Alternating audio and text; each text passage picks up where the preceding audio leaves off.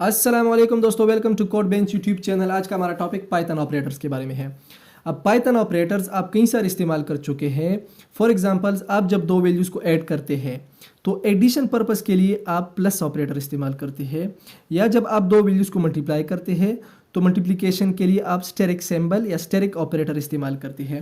Now first of all Python operators. अब Python operators are used to perform operation on variables and values.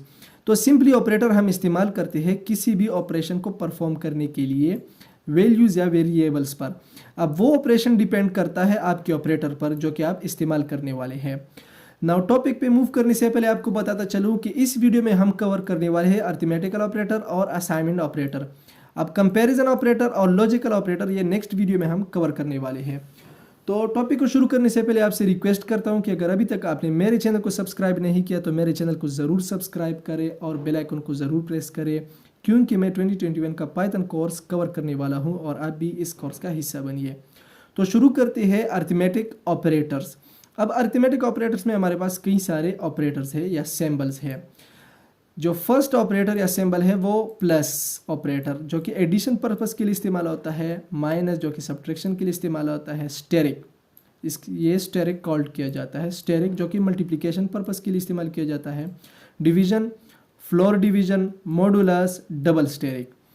तो simply यहाँ पर हम इन सब को कवर करने वाले हैं। फर्स्ट ऑफ ऑल हम ए और बी को डिक्लेयर करते हैं। लेट्स सपोज हमारे पास A is equal to 8, B is equal to 6। अब हम इन दोनों को ऐड करने वाले हैं, तो ऐड करने के लिए हम क्या करते हैं, प्लस ऑपरेटर इस्तेमाल करते हैं। आप यहाँ देख सकते हैं कि हमारे पास जो रिजल्ट है वो 14 है, इस ऑपरेटर को इस्तेमाल करते हुए। अब जो नेक्स्ट हमारे पास सब्ट्रैक्शन है। अब सब्ट्रैक्शन का इस्तेमाल करते हैं तो आप यहाँ देख सकते हैं कि हमारे पास रिजल्ट 2 आता है, 8 माइनस 6।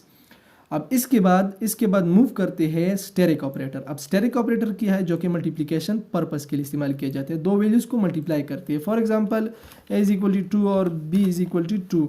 तो अब इनके दरमियान हम स्टेरिक ऑपरेटर को इस्तेमाल करना चाहते हैं। स्टेरिक ऑपरेटर का इस्तेमाल करते हैं। लेट्स सपोज इसको रन करते हैं तो 2 मल्टीप्लाई 2 इज इक्वल टू 4। अब मल्टीप्लिकेशन पर्पस के लिए हम स्टेरिक ऑपरेटर इस्तेमाल करते हैं, a मल्टीप्लाई b। अब नेक्स्ट मूव करते हैं डिवीजन। ये जो हमारे पास है नॉर्मल डिवीजन है। अब इसके बाद हमारे पास जो है फ्लोर डिवीजन। नॉर्मल डिवीजन देखते हैं कि नॉर्मल डिवीजन क्या करता है। सिंपली नॉर्मल डिवीजन हम देखते हैं 1.0। अब ये जो डिवीजन है ये हमें क्वोशंट रिटर्न करता है। जब हम फर्स्ट वैल्यू को सेकंड पर डिवाइड करते हैं तो जो क्वोशंट है वो हमें रिटर्न करता है। अब लेट्स सपोज यहाँ पर a इज इक्वल टू 4।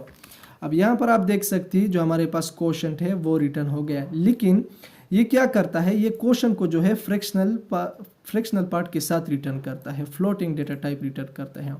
हमारे पास जब हम 4 को 2 पर डिवाइड करते हैं तो सिंपली 2 आता है, लेकिन ये जो डिवीजन है, ये जो ऑपरेटर है, ये फ्रैक्शनल पार्ट के साथ रिटर्न करता है 2.0। अब नेक्स्ट जो हमारे पास है फ्लोर डिवीजन। अब फ्लोर डिवीजन ये भी हमारे पास क्वोशंट रिटर्न करता है, लेकिन विदाउट फ्रैक्शनल पार्ट। आप यहाँ देख सकते हैं कि हमारे पास जो 0.0 था, जो हमारे पास फ्रैक्शनल पार्ट था, वो यहाँ पर रिटर्न नहीं हुआ। अब इसका मतलब ये हुआ जो नॉर्मल डिवीजन है वो रिटर्न करता है क्वोशंट को विथ फ्रैक्शनल पार्ट। अब जो फ्लोर डिवीजन है, फ्लोर डिवीजन क्या करता है, रिटर्न करता है क्वोशंट को विदाउट फ्रैक्शनल पार्ट। अब जो फ्लोर डिवीजन है इसको हम इंटीजर डिवीजन भी कहते हैं, क्योंकि ये हमें रिटर्न करता है क्वोशंट को इंटीजर वैल्यू में। लेट्स सपोज यहाँ पर आप देख सकते हैं 2 हमारे पास एक इंटीजर वैल्यू है। तो अब जब हम नेक्स्ट मूव करते हैं, नेक्स्ट हमारे पास है मॉडुलस। मॉडुलस जो है हमारे पास रिमाइंडर। मॉडुलस ऑपरेटर जो है रिमाइंडर, यानी कि जब हम फर्स्ट वैल्यू को सेकंड पर डिवाइड करते हैं तो जो रिमाइंडर आता है, जो रिमाइंडर होता है वो हमें रिटर्न होता है। आप यहाँ देख सकते हैं जब हम 4 को 2 पर डिवाइड करते हैं हमारे पास रिमाइंडर जो है वो 0 है। अब यहाँ पर हम 5 करते हैं तो 5 का जो हमारे पास रिमाइंडर है वो 1 है। आप यहाँ देख सकते हैं कि रिमाइंडर 1 रिटर्न हुआ। तो सिंपली मॉडुलस ऑपरेटर हम रिमाइंडर पर्पस के लिए इस्तेमाल करते हैं कि हम जब रिमाइंडर हमें चाहिए या जब हमें रिमाइंडर रिक्वायर्ड होता है तो मॉडुलस ऑपरेटर इस्तेमाल करते हैं। लेट्स सपोज एक और एग्जांपल करते हैं 9। हमारे पास रिमाइंडर 1 है। जब हम 9 को 2 पर डिवाइड करते हैं तो हमारे पास रिमाइंडर 1 है। अब नेक्स्ट मूव करते हैं डबल स्टेरिक। अब हमारे पास सिंगल स्टेरिक जो था वो मल्टीप्लिकेशन पर्पस के लिए इस्तेमाल करते हैं जब हम दो वैल्यूज़ को मल्टीप्लाई करते हैं। अब डबल स्टेरिक एक्सपोनेंशियल, अब ये जो है हम ये पावर पर्पस के लिए इस्तेमाल करते हैं। फॉर एग्जांपल जब हम लिखना चाहते हैं कि a पावर बी, तो ए पावर बी के लिए हमारे पास जो है डबल स्टेरिक इस्तेमाल होता है। डबल स्टेरिक का कंसेप्ट यहाँ पर इस्तेमाल होता है। नाउ ए पावर बी, इसका अब क्या मतलब है? इसका मतलब ये है 9 पावर 2। अब 9 पावर 2 इसका क्या रिजल्ट है? तो 81 हमारे पास। अब लेट सपोज यहाँ पर हमारे पास ये भी 2। अब नाउ 2 पावर 2, 2 पावर 2 हमारे पास 4 आता है, 4 रिटर्न होता है। तो डबल स्टेरिक हम पावर एक्सपोनेंशियल पर्पस के लिए इस्तेमाल करते हैं जब हमें पावर लिखना पड़े। अब नेक्स्ट मूव करते हैं पाइथन असाइनमेंट ऑपरेटर।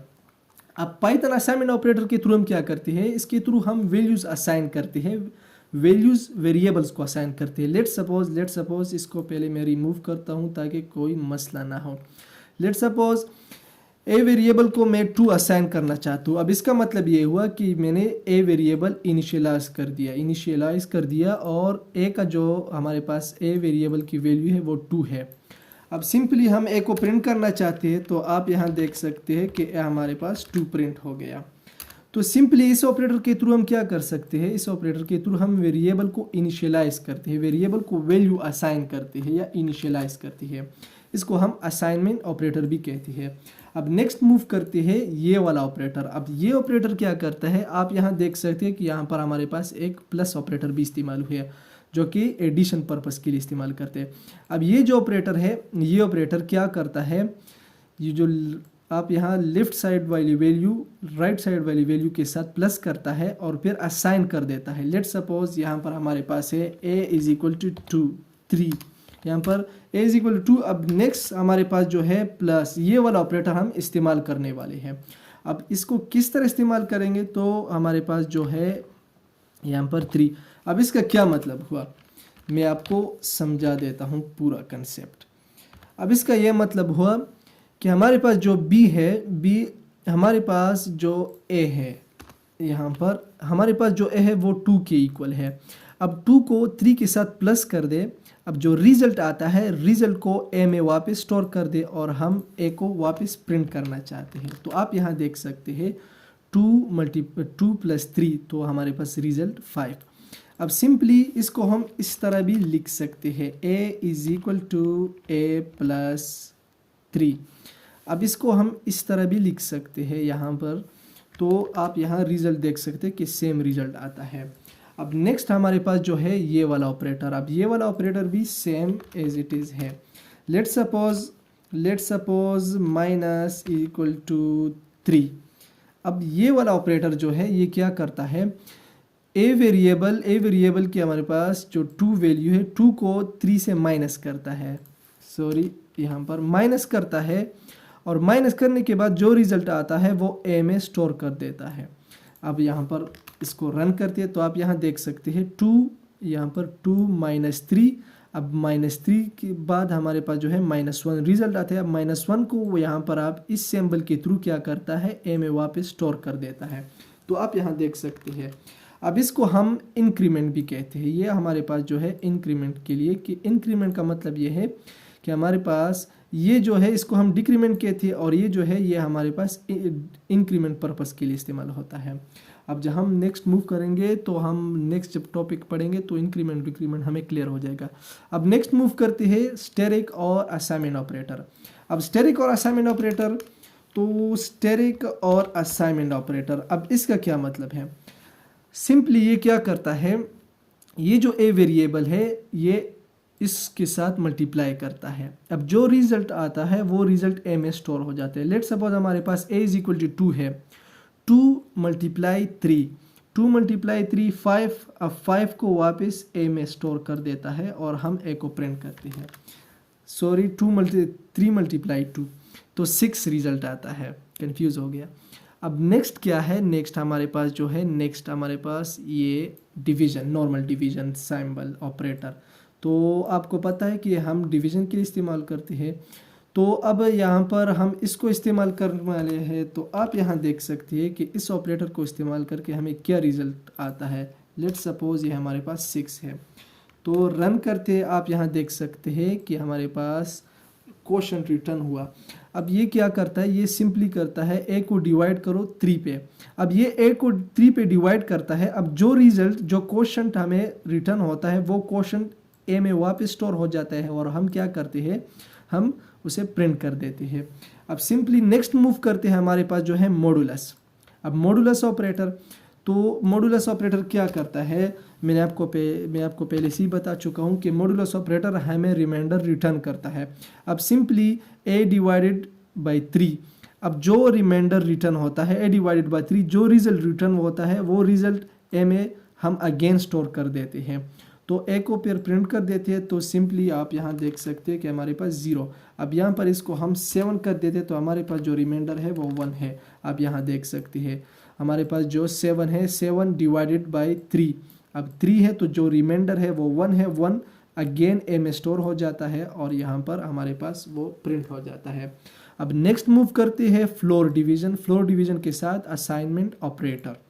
अब यहाँ पर हमारे पास फ्लोर डिवीजन है, तो सिंपली ये क्या करता है, a को डिवाइड करता है 3 पे डिवाइड करता है। जो रिजल्ट आता है वो रिजल्ट हम अगेन a में स्टोर कर देते हैं और a को प्रिंट करते हैं। तो हमारे पास आप यहाँ देख सकते हैं कि रिजल्ट 2 आ गया विदाउट फ्रैक्शनल पोर्शन। इसका मतलब ये है कि ये हमारे पास फ्रैक्शनल पार्ट रिटर्न नहीं करता, ये हमें as a whole integer return करता है। अब नेक्स्ट मूव करते हैं, हमारे पास जो है स्टेरिक, डबल स्टेरिक और असाइनमेंट ऑपरेटर। तो डबल स्टेरिक और असाइनमेंट ऑपरेटर क्या करता है, मैं आपको पहले से ही बता चुका हूँ कि डबल स्टेरिक हम पावर पर्पस के लिए इस्तेमाल करते। तो सिंपली a पावर, अब ये इसका मतलब ये है कि हमारे पास जो a वेरिएबल है 7, ये हमारे पास a में 7 है, तो 7 डबल स्टेरिक, इसका मतलब ये है 7 पावर 3। अब 7 पावर 3, अब जो इसका रिजल्ट है वो रिजल्ट अगेन a में स्टोर कर दो, इसका यही मतलब है। इसको हम इस तरह भी लिख सकते हैं a इज इक्वल टू, अब इसके बाद a को फिर से और डबल स्टेरिक को फिर 3 या 2 कर दे, तो आप हम इस तरह भी ये लिख सकते हैं। हमारे पास जो a है वो हमारे पास 7 के बराबर है, a वेरिएबल। अब 7 पावर 2, तो 7 पावर 2 आप यहाँ रिजल्ट देख सकते हैं 49। तो सिंपली ये जो हमारे पास अरिथमेटिक ऑपरेटर्स और असाइनमेंट ऑपरेटर, ये एक सिंपल कंसेप्ट था। तो नेक्स्ट जब हम पढ़ेंगे कंपैरिजन ऑपरेटर्स, लॉजिकल ऑपरेटर्स, हमारे पास ये भी एक इम्पॉर्टेंट कंसेप्ट है। तो वीडियो को एंड करने से पहले आपसे फिर रिक्वेस्ट करता हूँ कि मेरे चैनल को ज़रूर सब्सक्राइब करें और कमेंट्स ज़रूर किया करें, ताकि मुझे अंदाज़ा हो कि क्या आपको वीडियो पसंद आती है या आपको वीडियो से फ़ायदा होता है या नहीं। तो अस्सलाम वालेकुम।